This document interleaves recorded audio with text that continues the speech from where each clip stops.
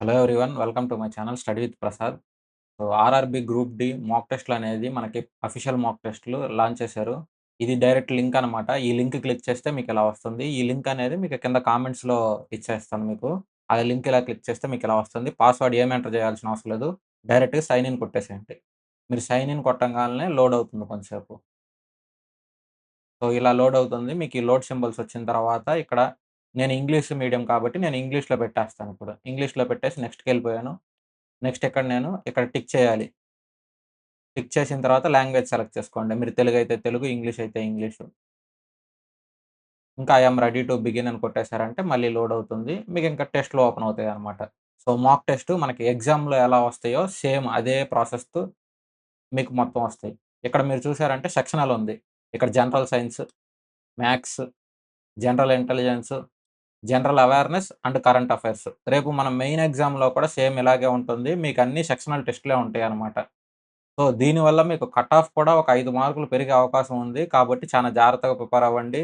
మీకు టైం అనేది 100% సరిపోతుంది. ఈ సెక్షనల్ టెస్ట్ అనేది ఒకసారి చూసుకోండి. వీటిల్లో ఉన్న బిట్స్ 1 ఆర్ 2 తగిలితే తగలొచ్చు కానీ, ఇవి అంత ఇంపార్టెంట్ ఏం కాదు. కాకపోతే మీకు రేపు ఎగ్జామ్‌లో ఎలా రాబోతుంది అనే దాని కోసం మీకిది యూజ్ అవుతుందనమాట. గ్రూప్ డి ఎగ్జాము మీరిలా రాయండి.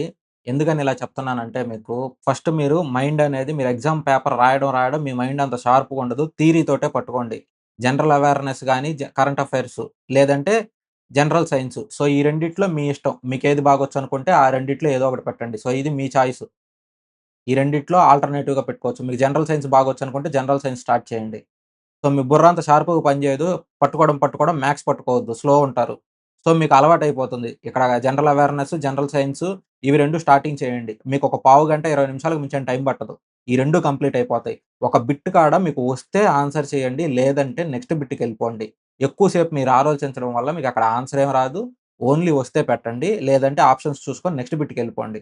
ఎక్కువ టైం వేస్ట్ చేయొద్దు. ఎందుకంటే మీరు రీజనింగ్, మ్యాథ్స్ కాడ టైం వేస్ట్ అయిపోతుంది మీకిక్కడ. టైం సరిపోదు. సో, ఇక్కడ వస్తే పెట్టేయడం, నెక్స్ట్ బిట్‌కెళ్ళిపోవడం. అలా మీరు చేసుకుంటూ పోతే ఒక 15, 20 మినిట్స్ మాక్సిమం.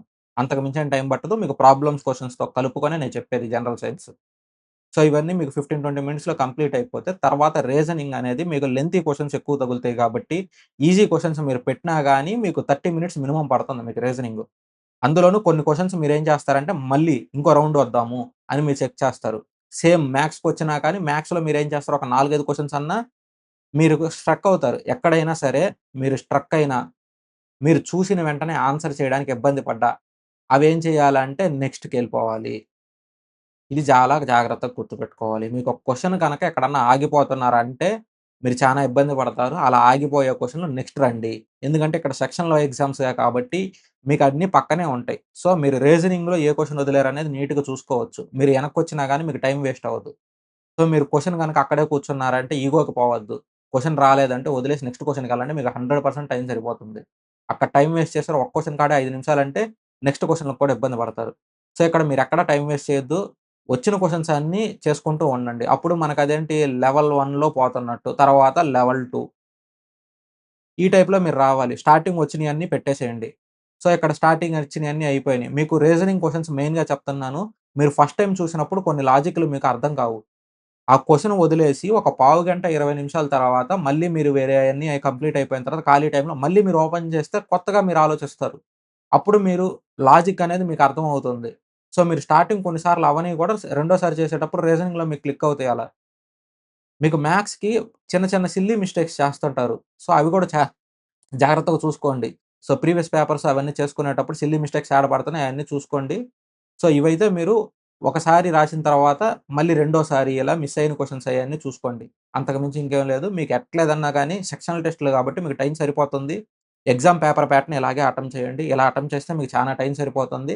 మీరు టైం వేస్ట్ చేసుకోవద్దు. ఎక్కడన్నా క్వెషన్ స్ట్రక్ అయినారంటే నెక్స్ట్ క్వెషన్‌కెళ్ళండి. ఇక్కడ మీకు మిస్ అయిన క్వెషన్స్ అన్నీ మళ్ళీ ఏం చేస్తారంటే టైం మిగిలిపోయిన టైంలో మళ్ళీ వచ్చి చెక్ చేసుకోవచ్చు. ఏ క్వెషన్స్ వచ్చు, ఏ క్వెషన్స్ రాదు అయన్నీ చెక్ చేసుకోవచ్చు. లాటరీ పద్ధతి మాత్రం ఫాలో అవ్వద్దు. మీకు వచ్చిన క్వెషన్స్ పెట్టండి. నెగెటివ్ మార్కులు తెచ్చుకోవద్దు. మీకు 60 ప్లస్ వచ్చినాయి అంటే ఛాన్స్ ఉంటుంది. మీరు 60 కంటే తక్కువొస్తే మీరు లాటరీ పద్ధతి ఫాలో అయితే చేయొచ్చేమో గానీ, అది కూడా ఇది యూఆర్ వాళ్ళకి లేదా ఓబీసీ వాళ్ళకి నేను చెప్పేది. మీరు కట్ ఆఫ్‌కి దగ్గరలో ఉంటున్నారంటే మాత్రం ఈ లాటరీ పద్ధతి పెట్టుకోవద్దు. అనవసరంగా నెగెటివ్ మార్కుల వల్ల మీకు నార్మలైజేషన్‌లో కూడా తక్కువ మార్క్స్ వస్తాయి. సో, మీరు మీ మార్క్స్ గూడా తగ్గిపోతాయి. నెగెటివ్ మార్కులు తెచ్చుకోవద్దు. వచ్చిన బిట్లు మంచిగా పెట్టేసి ఆన్సర్ చేసి రండి. ఎగ్జామ్ సిటీ, డేట్ ఇవెలా చెక్ చేసుకోవాలని చెప్పి కొంతమంది అడుగుతున్నారు. సో, వీటికి సంబంధించిన లింకు, అలాగే మాక్ టెస్ట్ లింకు 2 కింద కామెంట్ సెక్షన్‌లో పిన్ చేసేస్తాను. మీరు డైలీ ఇదే లింక్ ఓపెన్ చేసుకొని చెక్ చేసుకోవచ్చు. ఇప్పుడు మీరు ఈరోజు లింక్ ఓపెన్ చేశారనుకోండి, మీకు ఈరోజు లింక్ ఓపెన్ చేసిన వాళ్ళకి 28థ్ ఎగ్జామ్ ఉన్న వాళ్ళ వరకే ఓపెన్ అవుతుంది. మరి 29థ్ వాళ్ళకి ఓపెన్ చేయాలంటే 29థ్ వాళ్ళకి రేపు ఓపెన్ అవుతుంది. మరి 30థ్ వాళ్ళకంటే 30థ్ వాళ్ళకి ఎల్లుండు. అలా డే బై డే రిలీజ్ అవుతుందనమాట. మీకు ఆ రోజు ఎగ్జామ్ ఉన్న వాళ్ళకి మాత్రమే ఓపెన్ అవుతుంది. మీ ఎగ్జామ్ సెంటర్ అనేది ఓన్లీ 10 డేస్ బిఫోరే ఓపెన్ అవుతుంది. మీరు డైలీ చెక్ చేసుకోవాల్సొస్తుంది. సో, ఇదే railway exams process. Previous exam రాసినోళ్ళకి తెలుసు. ఫస్ట్ టైమ్ రాస్తున్నారంటే మీకిదే ప్రాసెస్. డైలీ చెక్ చేసుకోవాలి. ఎవరికి ఎగ్జామ్ ఉంటే వాళ్ళకి ఓపెన్ అవుతుంది. మీకు ఓపెన్ అవ్వట్లేదంటే మీకు ఎగ్జామ్ లేదని. సో, ఇప్పుడు ఎగ్జామ్ సిటీ డేట్స్ మీకెక్కడిని వస్తాయి. సో, ఇవి మీ అడ్రెస్ బేస్ చేసుకొనొస్తాయి. మీ జోన్‌లు వాటికి సంబంధించి గాదు. అడ్రెస్ బేస్ చేసేసుకొనొస్తాయి. మీకు అడ్రెస్‌కి దగ్గరలో నియర్ బై ఉన్న సెంటర్ ఇస్తారు. అలాగే స్టడీ విత్ ప్రసాద్ మన యాప్ ఉంది. ఆ యాప్‌లో మీకు ఫ్రీ ఎస్ఐ పేపర్‌లు మొత్తం. సో, బైలింగుల్ ఎస్ఐ పేపర్‌లు ఇవి 15 ఎస్ఐ పేపర్‌లు. ఇవన్నీ మీకు గ్రూప్ డి ఎగ్జామ్ తరపున నేను ఇవి ఫ్రీగా ఓపెన్ చేసేస్తాను. మీ ఆ 15 పేపర్స్ రాయండి. ఎస్ఐ పేపర్‌లో మెయిన్‌గా రీజనింగు, అలాగే మ్యాథ్స్ ఈ 2 బాగా ఎక్కువ ఫోకస్ చేయండి. మిగతాయి ఇగ్నోర్ చేసినా ఇబ్బంది లేదు. మీరు మ్యాథ్స్, రీజనింగ్ బాగా చేయండి. సో, వీటిలో నుంచి మీకు మోడల్స్ అవన్నీ రిపీట్ అవుతాయి ఎస్ఐ పేపర్స్ నుంచి. ఇప్పుడు ఎగ్జామ్ డేట్స్ రాలేదు గదా! మరి వీళ్ళేం చేయాలి? ఎలా ప్రిపేర్ అవ్వాలి? అంటే ఇక్కడ మీకు ఇవి బుక్ దాటి బయటికి పోవు. Maths, reasoning, GS. మీరు ఇవి బాగా రివిజన్ చేయండి. ఇప్పుడు జనరల్ అవేర్‌నెస్, కరెంట్ అఫైర్స్ అక్కడ ఉన్న సిలబస్‌కి మొత్తం మీరు కూర్చొని ఓతగా చదివేసినా గాని అంత సిలబస్ మీరు కవర్ చేయలేరు తక్కువ టైంలో.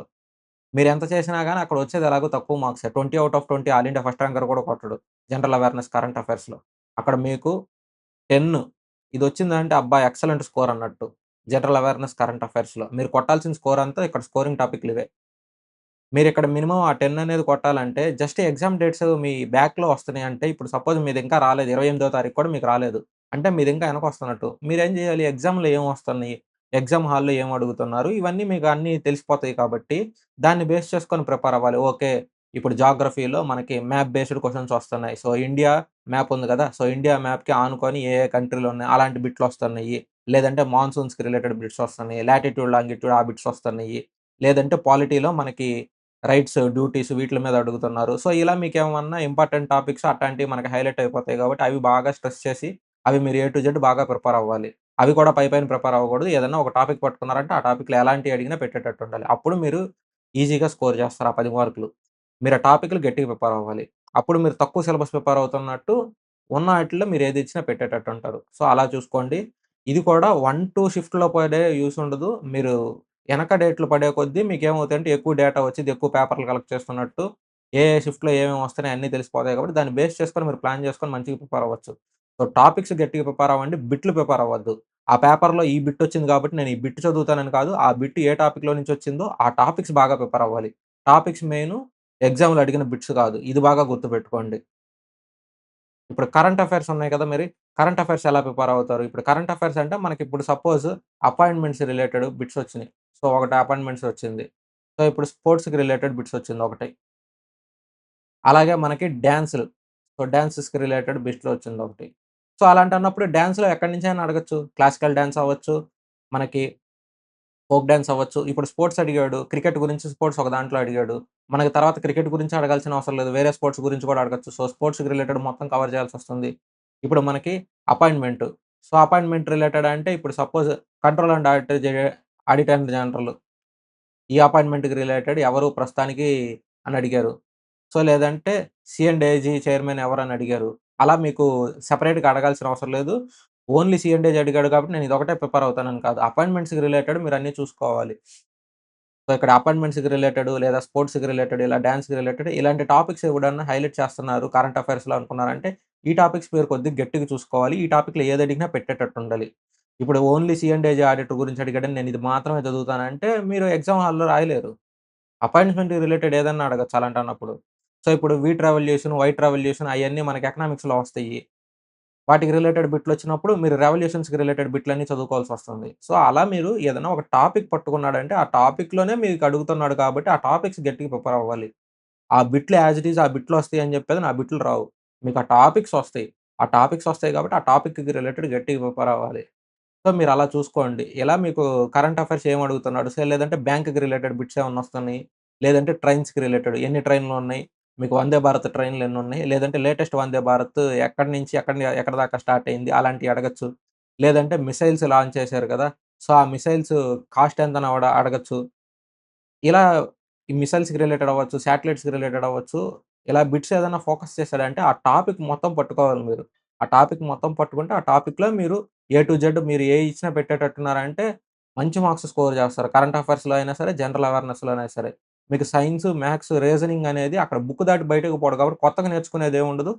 మీరు ఎక్కడ ఫోకస్ చేయాలనేది ఉంటుంది. మీరు ఇవి ఓన్లీ ఇవి ఎగ్జామ్‌లో అడుగుతున్నాడు కాబట్టి అవి మాత్రం చదువుకుంటే సరిపోదు. ఇవి కొంచెం ఫోకస్ చేసి మీరు ఆల్రెడీ చదివినయి రివిజన్ చేయాలి.